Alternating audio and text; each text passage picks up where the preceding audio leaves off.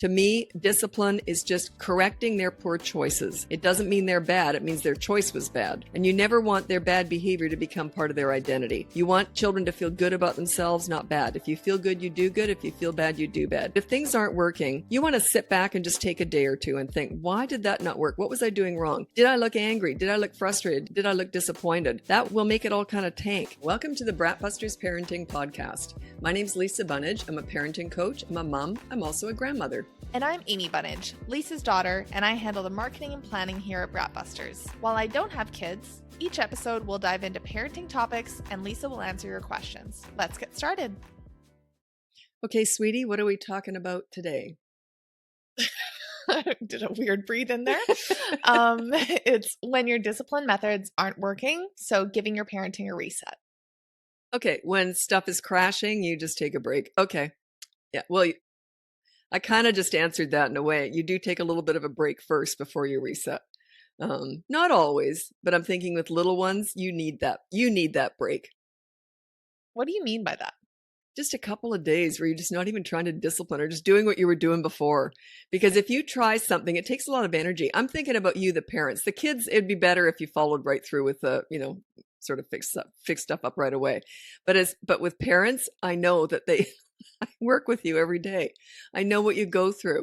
I know that if you tried something and failed, you get really frustrated. You just need a break from trying to fix everything. So, yeah. Just a breather. Just a weekend. It could just be a weekend. Exactly. Okay. If this is someone's first podcast, do you maybe want to explain the idea of calm leadership parenting or... Oof. I never know. I don't have a perfect little thing, but I do have a perfect story for that. That's the pool story. The pool story, you can just Google that. Just Google Brat Busters pool story. Basically, I deal with bad behavior. I don't let anything go, but when you're learning how to do this, you only pick one battle at a time, one behavior that you want to change at a time. I would deal with everything in day one for sure, but I'm level 10 with what I teach because I invented all this stuff, right? So I call it calm leadership parenting. But when you're disciplining, it's very, very calm, and you use leadership. You're not the boss. You're in charge, but you don't want to be the authority. You don't want to be telling kids what to do. You want to lay down rules and boundaries and then let them make their own choices. Okay, but if they make a poor choice, then you come in with a consequence. You're always calm. And if you show anger, frustration, or disappointment in your kids, you're not a leader. Okay, leadership doesn't show any of that negative stuff. So you deal with bad behavior, then you focus on the good kid. Most of what I teach is about how to connect with kids in their world, especially with toddlers and teenagers. It's always in their world, not yours. Like you don't take a toddler to the nail salon, or you don't try and connect with your teenager with music that you like and they don't like. It's always in their world. Okay. Do you want to just get into the questions? Absolutely. That was a lot of pressure. Okay. Okay. So we have Laura from Scotland. I'm using the board and consequences with my 4-year-old and it worked for 6 months, but now she keeps doing things I say no to, including hitting and kicking. She seems to be happy with any consequence, saying, yay, and doing whatever it is happily. I ran out of consequences last time, including media blackout for 24 hours, and said, okay, I've run out of usual consequences, so no sweets for a week. This was just frustration, but I guess I just have to follow through now. What am I doing wrong? I don't know what you're doing wrong, but the fact that it worked for 6 months doesn't make any sense to me now that it doesn't work. Unless she just discovered her power, so she was easier back then anyway, which is possible. But usually they start to sort of exercise their control at 3. So she could just be a little bit late to the what's that called? Late to the what? Late to the party? Late to the party. Thanks. I never used that. I don't think I've ever used that saying. That's why I didn't know how to do it. And she was late to the you know what. Anyway, so yeah, no sweets for a whole week. That's ridiculous. I would take that back and say, I was watching this parenting coach, and she's actually teaches parenting, and she told me that was bad. So what I need to do is you can have sweets, but I'm gonna and I have to do something nice for you now because I messed up. That's part of leadership. You got to be accountable. So you got to take that back. Take the no sweets away. You probably won't hear this till later, so it's too late for you. Like this, I don't know when the podcast is coming out. But if anyone else out there does this, they go in too hard or they make a mistake, own it, correct it, make amends, and then move forward in a more positive way. So if you've messed up with a consequence, you came in too hard, you don't replace it with another one because you messed up.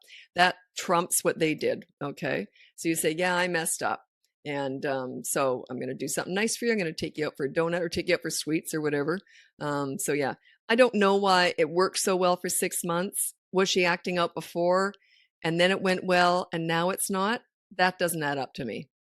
What might add up to me is that she never really was acting out that bad anyway, and then she just sort of came into her own. She saw an entry point. She saw an open door. Maybe you became inconsistent. You might have all of a sudden started to relax where you shouldn't have. You got to stay consistent with this stuff. So maybe you thought, oh, phew, I've done that. Now I can just relax. And then you weren't maybe as consistent. So that could be it too. Let your guard down. Yeah, a lot of parents do that. And that's very common. The thing is, when you get really confident with this leadership stuff, the kids don't act out very often, so it's easy to be consistent because they might only act out maybe once a month or something. You see what I mean? Like, you don't ever have to do anything, hardly ever, so it's easy to be consistent. But if they're acting out every single day, it's going to be harder. But that's your challenge. Once you're like, maintaining leadership is easy, getting it is hard work. But it usually only takes 3 to 6 months. So if she's starting to act out now, like I said, it could be one of those reasons I mentioned.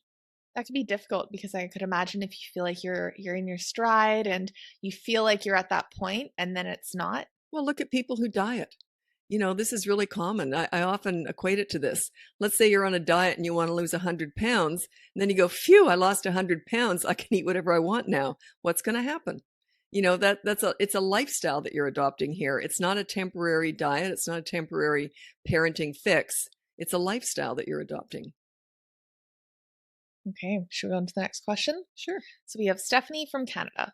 I'm struggling with my 4-year-old twin boys staying in bed. Sometimes I use leverage like they can play a game on the iPad the following day if they stay in bed. Is this okay where the only rule I have on the board so far is no hitting and the negative deprivation is media blackout?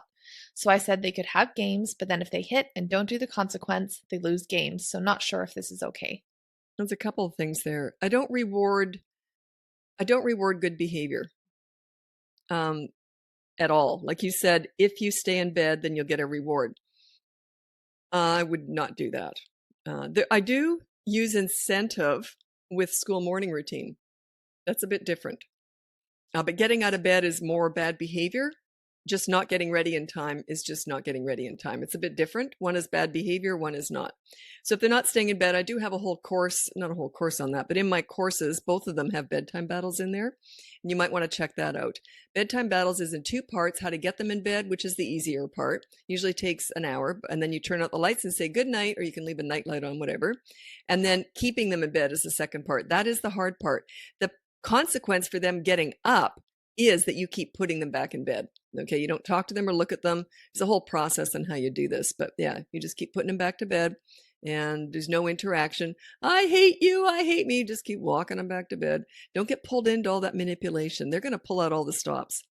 But yeah, so that's that. And then what else were they talking about? The hitting. What was that? Then you said that they take away, you do media black. No, what was the consequence? The negative deprivation one. It was media blackout. Media blackout. Yeah, that's okay, but you don't start there. You probably already know that. You don't start with taking something away. That's the negative deprivation consequence. You start with the positive action. The positive action is usually do a chore within 15 minutes of being asked to do so. Something like that. It's just a good deed. It doesn't have to be something horrible. It's just a good deed. Check out my free behavior board. It's on my website, bratbusters.com. If you want to, that's just the training wheels. It's free. If you want to go to the next level, that's the courses. Check those out. That you would be the 3 to 12-year-old one. It sets you up as a leader in 5 weeks. It covers tons and tons of stuff in there. And we just updated everything because it's only about a year old, isn't it? I don't know how old it is. About a year old, that course. So we just updated everything, all the videos, everything. So, but yeah, it's got a lot of stuff in there. And you might want to check that out. But yeah, bedtime is not something, you don't reward good behavior. And I didn't cover that. I didn't explain why. You use a behavior board, okay? You don't use a reward chart. You do not reward good behavior. The reason is good behavior to me is your baseline. That is just normal. I don't reward what I consider normal.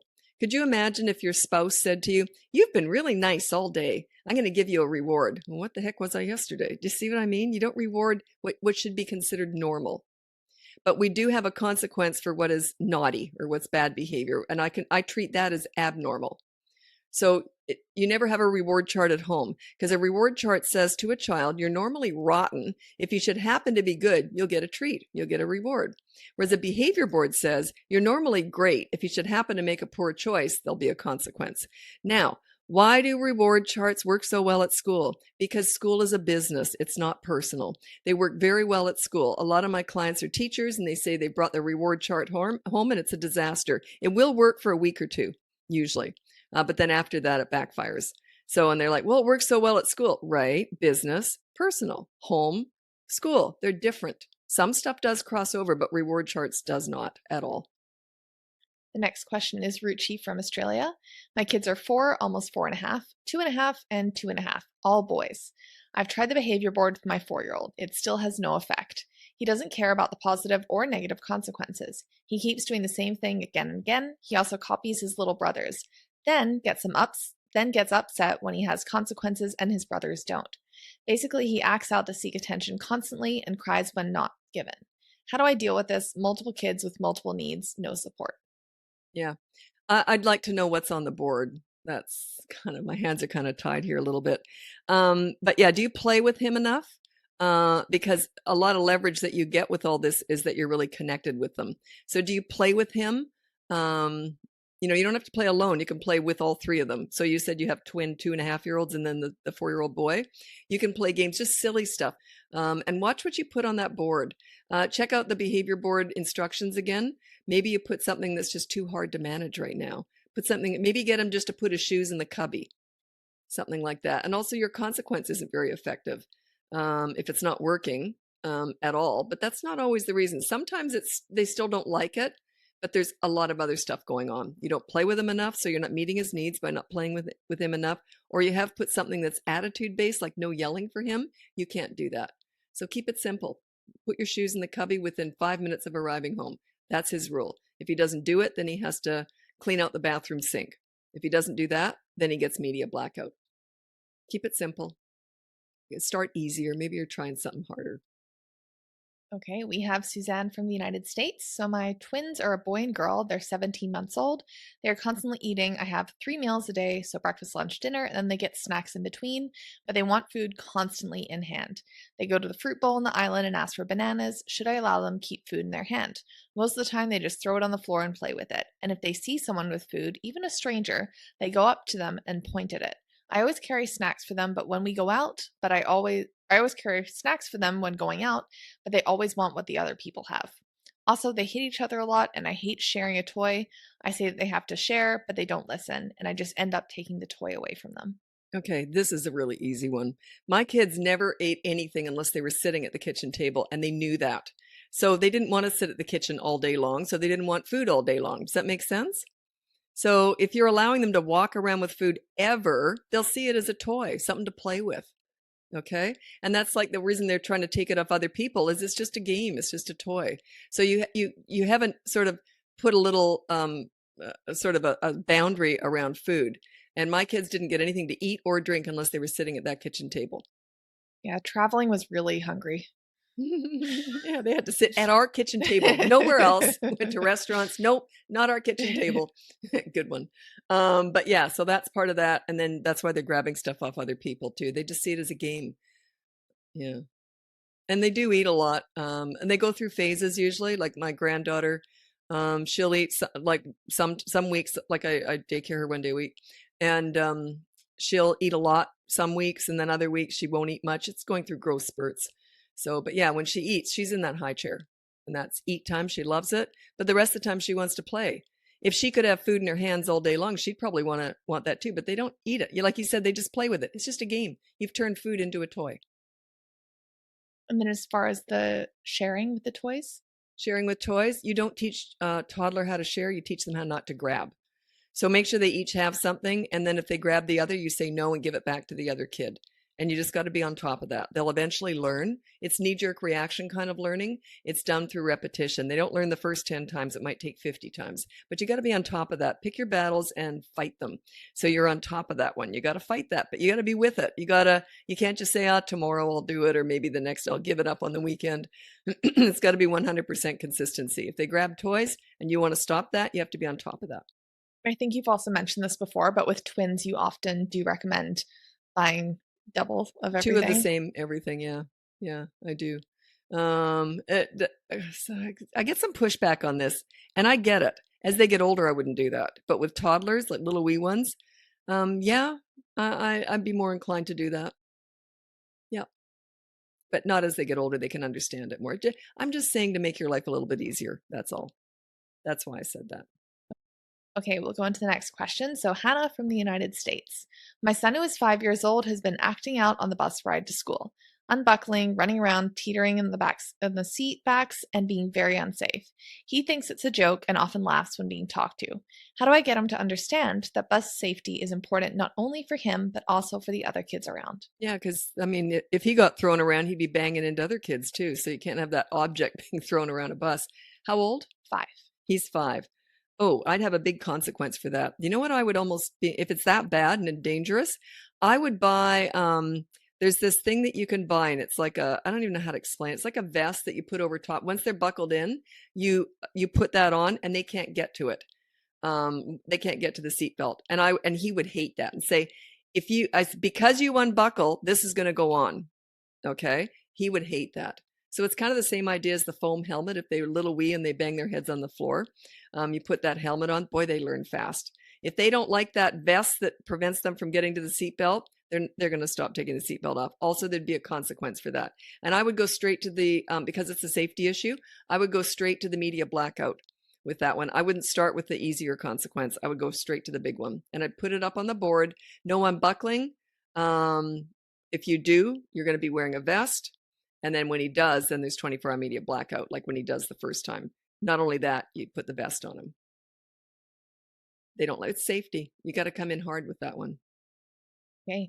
Amaris from the United States. The father of my kids does not know how to approach or resolve behavioral challenges. It's very challenging for him to come up with positive actions or negative deprivations. When he does, he does not follow through with the consequences and or is not consistent. I have tried to explain it and address the situation. Um, and is consistent. I've tried to explain it and address the situation, but he does not get it. My concern is that my 5-year-old and 3-year-old see me as bad cop when I'm implementing the rules and resort to discipline, which makes the situation even more challenging. How do I manage this situation? Well, you're asking me how you manage an adult. I don't teach that, but it comes up a lot. So, what I would do is say, if you undermine me, and he does get it, by the way, he gets it, he just doesn't want to do it. How can you not get it? I mean, it's pretty straightforward. If they do something naughty, there's a consequence. And write those consequences on the board. Like do a chore within 15 minutes. The chore could just be sweep the kitchen floor. So it can be something easy. So he does get it. He just doesn't want to do it because it doesn't make any sense to me if he doesn't. But he can't undermine you. You can have your separate behavior board in the master bathroom. Are they separated or together? So it says the father of my Yeah, kids. that's why let's say you're together, okay, just to make it easier, because most people listening might benefit from this. So if you have a separate behavior board between you and your husband or you and your wife, and that goes in the master bathroom, and the rule is do not undermine the other parent. If only one is doing it, then you say to the other parent, that's what I want your rule to be. What do you want from me? So, and make it kind of fun too. Like it could be like the consequence is usually a foot massage or something like that. Yeah. So, or don't bring up how I leave crumbs on the kitchen counter tomorrow morning or something like that. Just make it kind of fun, but just a reminder to get on track. The fact that an adult can't understand the consequences, that doesn't make sense to me. Can we also look at the other option? Let's say that they live in separate homes. No, you can't worry about it. You only worry about your own home. You can't control your ex-spouse. If he wants to follow through with it, just show him the board you're using. Just take a picture of it and send it to him and say, this is what I'm doing. It's not hard to do. It's hard to do, pardon me. It's hard to do, but it's not hard to understand. So I disagree with that. I think he's just playing dumb. I don't get it. Yeah. Uh, I don't understand how he couldn't get that. Okay, the next one is Natalie from the United States. Does a strong willed child make becoming a leader longer? On week 2 of the behavior board, and my 4-year-old is challenging, although the first week was a breeze. He barely had tantrums before we implemented the board, but now he is screaming in anger. I'm a stay at home mom and have an 8-month-old baby, but I do lots of play and give him one on one attention every day. It's just an adjustment period. The first week is usually or can be the honeymoon week. The second week can be the hell week. So he's just figured out, oh, wait a minute. That was kind of fun because I got to punish my parents. And now it ain't so fun because I realize I get punished too. So yeah, it often goes that way. Sometimes the first week is the hell week. But I would say more often than not, the first week is the honeymoon week because the kids get to punish their parents. They like that. And then they get bored with being punished. So then the second week is hell week. Just keep going, keep following through. It's very normal. Up and down. You just stay consistent. I don't care what the kids do. I only care what you do. If you stay calm and consistent and just follow through with what you've put on the behavior board, eventually they will follow along. But yeah, very normal. Okay, we have one final question. So, Sarah from the United States, 4-year-old boy. I'm looking for consequence ideas for an active 4-year-old boy. We don't have many toys and he doesn't care if they get taken away. We do not do screen time, so we can't take that away, and something he doesn't even have. We do spank, but I also don't think that's appropriate for every error. He loves helping me with chores, so I really don't want to use that as a consequence. Our biggest struggles we face right now are growling and having a bad attitude when something doesn't go his way. I usually ignore it, but don't want him doing that to other people. Not listening the first time and not following instructions right away. I use the phrase, you need to obey right away and all the way. Sometimes he cares and sometimes he doesn't. Lots of complaining. Any ideas you can offer are appreciative. You're going for the authority parent style. You have to obey. I don't talk like that. We don't want obedient soldiers here. We want kids who make their own choices, good or bad. And then you come in with a consequence if they make a bad choice. Okay. So you said you spank. Let's try and aim not to do that because it's sort of fear-based parenting. You do that because you lose your cool and it's fear-based because when you lose your cool, it comes from fear, right? You can't control yourself. And then you said he has a bad attitude. That's a tell. It means he doesn't respect you. That's also a tell. It means you haven't earned it. You got to work for this. You got to earn their respect. And you're demanding it. You got to command it. If you just demand respect, then they're just going to fear you and be intimidated by you because you're barking up the wrong tree with that. So you want to command respect, set yourself up as a leader, check out, just keep listening to this stuff. Like it kind of makes sense after a while, but look at the pool story. The pool story, not only did this kid not pull that Whaley back in the pool, he was telling other kids, oh, don't take Whaley in the pool because Lisa can't see behind it. He felt proud of himself. You want to make kids feel good. Your attempt, you're trying to beat him down so he doesn't feel good about himself. So that's not how you get the best results. You get results by making them feel good, not bad. So yeah, you're going in the wrong direction with this stuff. And he's really little. He's only 4. Gee, they've all been 4 years old in this podcast. Anyway, he's still really little. It's easy to correct this stuff at 4 years old. So check out the free behavior board. You might even want to check out my boot camp course, 3 to 12 years old. It's all about how to get yourself set up as a leader in 5 weeks. It goes past the behavior board. The behavior board, like I would never use one. It's a teaching tool I invented. I put the parents on it. That's why it's different because leaders are also accountable. Sounds to me like you're not. If you mess up, do you make amends to him? Does he get to punish you? He should, right? That's mutual respect. You want it one way. Do not do that. It's going to backfire down the road. May work in the short term, but it'll backfire. You often talk about, because you approach discipline quite differently with toddlers versus kids. And then do you maybe want to touch on the idea of like transitioning your parenting style between those two ages?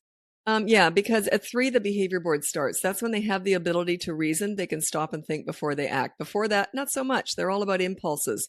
And they learn through more of a knee-jerk reaction. Like a toddler to me is 16 to 35 months. It's just the way I broke it down. And because it's their cognitive ability, that's why I've got it there. So in the way I deal with them. But they're all about consistent corrective actions because they learn through repetition. So if they do something naughty, you just say one word, just say no. You don't talk about it. When do we discuss bad behavior? Even with teenagers. Never. You deal with it and move on. You focus on the positive. Where you put your focus is what grows. So with toddlers, it's all consistent corrective actions. They might learn the 50th time. A good example of this is if they touch a hot oven 10 times, they might not touch it the 11th. It's not a great thought process there. It's more knee-jerk reaction. Okay, that's how they learn. It's all actions. Okay, and then when they hit 3, that's when the behavior board kicks in. They can learn how to stop and think before they act. That's why the behavior board's there. It's very visual. It's on a big poster board or whatever. Put it in the high traffic area, and you're on there too. If you don't show respect, you're not going to get it. You're going to get fear, but you won't get respect. As soon as as soon as you said obey, I'm like, ooh, you're demanding it. Don't. It's weak. You got to earn it. You haven't earned it. You're just bullying your way through it. That's what you're doing. Don't do that. You'll regret it, especially in the teen years. That'll backfire big time. Okay, that was everything. Anything else you want to end on? I can never remember what we're talking about. What were we? I can never remember the topic for the podcast. So it's just discipline methods when they're not working. Oh, when they're not working. Yeah, regroup. So I didn't go on about that a lot. But if things aren't working, you want to sit back and just take a day or two and think, why did that not work? What was I doing wrong? Did I look angry? Did I look frustrated? Did I look disappointed? That will make it all kind of tank. You can't show emotions when you're disciplining a child. It's a business transaction. The rest of the time, you're crazy. I was nuts with kids. I play hard with kids. Like I'm goofy and fun, but if they act out, I get real boring real fast. So, and then it's a business transaction. To me, discipline is just correcting their poor choices. It doesn't mean they're bad. It means their choice was bad. And you never want their bad behavior to become part of their identity. You want children to feel good about themselves, not bad. If you feel good, you do good. If you feel bad, you do bad. Check out the pool story. That just completely explains all this. Just Google Brat Busters pool story and it'll come up. And it just synopsizes everything I believe in with kids. I don't let anything go. You've got to when you're learning how to do this, but I don't let bad behavior go. I deal with it fast and then I focus on bringing out the good kid. I want them to feel good when they're with me. If they don't, then I've done it wrong. Okay? Okay, I think that's it. You all done, sweetie? Okay. Thanks so much for listening and we'll talk again soon. Happy parenting. Thanks for tuning in. If you're ready to dive deeper, check out bratbusters.com to learn more about the behavior board, parenting courses, and private one-on-one coaching with Lisa. If you've enjoyed the show so far, we'd love it if you could take a moment to follow, rate, and review us on your favorite podcast platform. Your feedback helps us reach more parents just like you. The information provided in this podcast is for general informational purposes only and is not intended as a substitute for professional advice. Lisa is a parenting coach, mom, and grandmother. She is not a licensed psychologist or counselor. Her services do not replace the care of psychologists or other healthcare professionals. For a full disclaimer, please visit bratbusters.com/disclaimer.